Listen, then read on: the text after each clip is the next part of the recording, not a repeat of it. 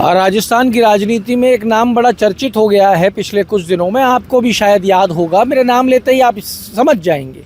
रेवत राम डांगा, विधायक खीवसर, भारतीय जनता पार्टी के टिकट पर चुनाव लड़े, उपचुनाव के अंदर जीत गए, हनुमान बेनीवाल की पत्नी को चुनाव हराया और विधायक बन गए। चर्चाएं भी तेजी के साथ चलीं कि रेवत राम डांगा अगर मंत्रिमंडल में विस्तार होता है तो रेवत राम डांगा को जगह मिल सकती है। पर एक स्टिंग ऑपरेशन ने सारी की सारी उम्मीदों पे रेवत राम डांगा की पानी फेर दिया और अब वो पानी फेरती नज़र आ रही है ये भारतीय जनता पार्टी।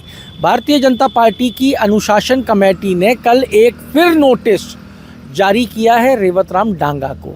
ये नोटिस क्यों जारी किया गया? ये इसलिए जारी किया गया क्योंकि कारण बताओ नोटिस जो प्रदेश अध्यक्ष के द्वारा भेजा गया था, उसके जवाब देने के बावजूद प्रदेश अध्यक्ष को लगा कि इस जवाब से मैं संतुष्ट नहीं हूँ। संतुष्ट नहीं होने से उन्होंने उस जवाब को अनुशासन समिति को भेज दिया। अनुशासन समिति की कल बैठक हुई जिसमें ओंकार सिंह लखावत, श्रीचंद कृपलानी, नारायण पंचारिया, पूर्व राज्यसभा सांसद राम कुमार सब जुड़े और सब ने मिलकर ये तय किया कि रेवत राम डांगा को एक और नोटिस भेजा जाए। रेवत राम डांगा को एक और नोटिस भेजा जा रहा है जिसमें उनसे सारे तथ्य मांगे जा रहे हैं, सारी जानकारी दोबारा मांगी जा रही है, क्या हुआ था, कैसे हुआ था और आप अपना पक्ष किस तरीके से रखेंगे। ओंकार सिंह लखावत ने इस बैठक के बाद में एक एक चीज़ ब्रीफ की और बताया कि क्या क्या उस बैठक के अंदर हुआ है और पार्टी क्या रुख अपनाने वाली है। सुनिए ओंकार सिंह लखावत ने क्या कहा, फिर आगे की चर्चा करते हैं। भारतीय जनता पार्टी की प्रदेश की जो अनुशासन समिति है उसकी एक बैठक हुई और उस बैठक में अनुशासनहीनता से जुड़े हुए जो कुछ प्रकरण विचाराधीन थे उन सब पर विचार विमर्श किया गया।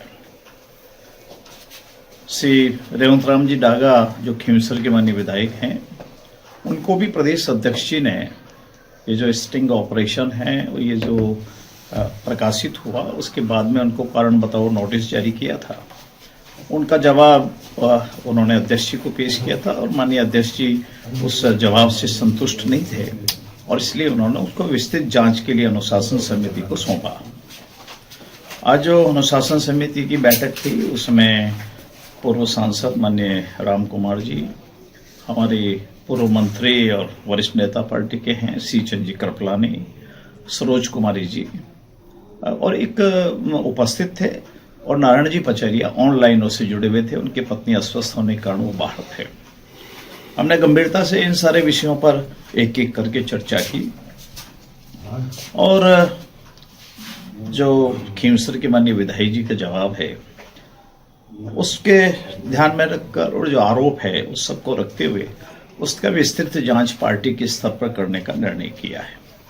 हम इनको अनुशासन समिति की ओर से पार्टी के संविधान में जो व्यवस्था है उसके हिसाब से एक बार और कारण बताओ नोटिस जारी करेंगे उन विभिन्न आरोपों का उल्लेख करते हुए। उनका जवाब आने के बाद आगे की कार्रवाई क्या होगी उसके आधार के ऊपर उसमें से तय होगा। और भी पार्टी के काफ़ी 8-10 जो प्रकरण थे वो विचाराधीन थे, उन पे भी कुछ को नोटिस देने का था, जिनका जवाब आ गया उनको कुछ ड्रॉप करने का था। सामान्यतः जिला स्तर तहसील स्तर के कार्यकर्ताओं के मैटर थे। अनुशासनहीनता के मामले में और पार्टी का जो सैद्धांतिक प्रतिष्ठान है, अधिष्ठान है, उस पर किसी भी प्रकार का कोई भी समझौता पार्टी न तो करती है न कभी करेगी। हमारा दृढ़ विश्वास है कि अनुशासनहीनता और पार्टी की मर्यादा को बनाए रखना प्रत्येक कार्यकर्ता का दायित्व है और यही हमारी ताकत है, हमारी जो शक्ति है, यह हमारा सामर्थ्य बढ़ा है वो इसी के कारण, शुचिता के कारण हुआ, पार्टी के कार्यकर्ताओं के त्याग के कारण से हुआ, उनकी कार्य पद्धति और जीवन शैली के कारण यह सब कुछ हुआ था। लिहाजा जो आज भी अनुशासन समिति की बैठक में जो कुल मिला के विषय आए थे उन सब में हमने जो निर्णय किया सर्वसम्मति से हमारी राय थी और उसके बाद हम मान करके चलिए कि आने वाले इसी जो सप्ताह है तो उसमें उनको नोटिस हम भेजेंगे। सारे तथ्यों का अध्ययन करने के बाद सारे जो साक्ष्य आए हैं या जो आरोप हैं उन सारे आरोपों का उल्लेख करते हुए और फिर जैसा जवाब आएगा उसके हिसाब से अनुशासन समिति फिर बैठेगी। आवश्यकता हुई तो हम साक्ष्य का को भी रिकॉर्ड करने की प्रयास करेंगे और हम निश्चित रूप से अवसर देंगे। तो ऐसा नहीं कि जिन पे आरोप है उनको बिना अवसर दिए भी कोई कार्रवाई नहीं करेंगे, परंतु आप मान के चलें कि इस विषय की गंभीरता को देखते हुए हम इसकी गहनता से विस्तृत जांच करेंगे अपने स्तर पर। तो ये आपने सुन लिया ओंकार सिंह लखावत को, जिन्होंने बताया कि अनुशासन समिति की बैठक के अंदर क्या हुआ, किस तरीके से नोटिस की बात की गई। लेकिन साथ में एक बात भारतीय जनता पार्टी में दोबारा निकल के आ रही है। ओंकार सिंह लखावत भी बार बार एक बात रिपीट करते नजर आए कि अगर रेवत राम डांगा निर्दोष है तो ये कार्रवाई यहीं बंद कर दी जाएगी, और अगर दोषी है तो कठोरतम कार्रवाई होगी। दूसरी चीज, मदन राठौड़ ने भी इस बात को माना कि ये जो बागीडोरा विधायक जयकृष्ण पटेल हैं, उन्होंने तो रिश्वत ली, पर रेवत राम डांगा एक नाटक के शिकार हो गए, क्योंकि कोई एमओयू नहीं होने वाला था, कोई डील नहीं होने वाली थी। सिर्फ एक स्टिंग के नाम पर एक क्या कहते हैं नाटक रचा गया था, जिसका शिकार रेवत राम डांगा हो गए। दोनों ही बड़े नेता यहाँ पर रेवत राम डांगा को लेकर हल्के सुरों में नजर आ रहे हैं। ये वही ओंकार लखावत हैं जो ओंकार लखावत का इतिहास ये बताता है कि ओंकार लखावत अब अनुशासन समिति के फैसले लेने में तुरंत इनके फैसले लेते हैं। ये वही ओंकार लखावत हैं जिन्होंने ज्ञानदेव आहूजा को पार्टी से निष्कासित कर दिया था। ये बात उन्होंने खुद भी कबूली है कि हमने तो अपने पूर्व विधायक को भी इस पार्टी से निष्कासित कर दिया था अनुशासनहीनता के चलते। फिर क्यों भारतीय जनता पार्टी नोटिस रेवत राम डांगा के साथ खेल रही है? क्या भारतीय जनता पार्टी इस टाइम पे ये भी विचार कर रही है कि जाट राजनीति का क्या होगा?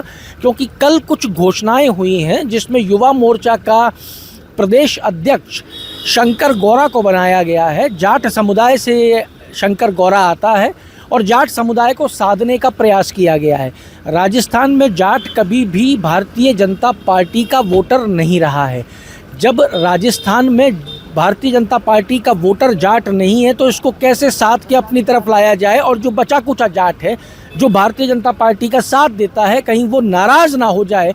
ये बात भी रेवत राम डांगा के ऊपर एक्शन लेने से पहले विचार की जा रही है, सोची जा रही है, क्योंकि बार बार ये कहा जा रहा है कि अगर वो निर्दोष है तो इस नोटिस को यहीं ख़त्म कर दिया जाएगा। दूसरी बड़ी चीज़, अगर पार्टी रेवत राम डांगा पे कोई बड़ा फैसला कर भी देती है तो रेवत राम डांगा की विधायकी पर उससे कोई फर्क नहीं पड़ने वाला, क्योंकि रेवत राम डांगा की विधायकी अगर कोई ले सकता है तो वो है विधानसभा।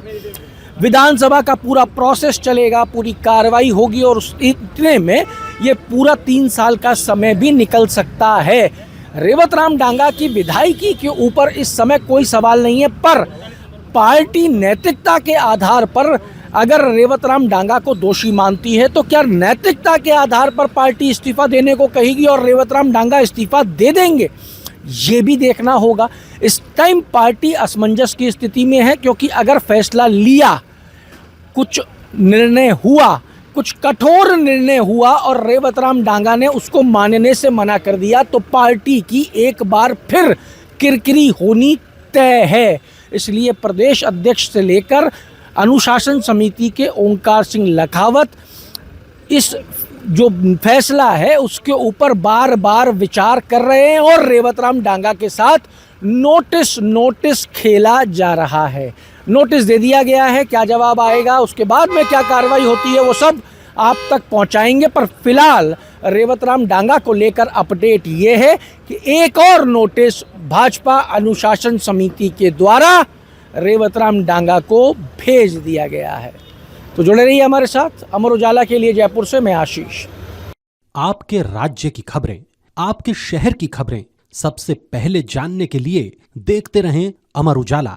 चैनल को सब्सक्राइब जरूर कर लें और पाएं हर अपडेट।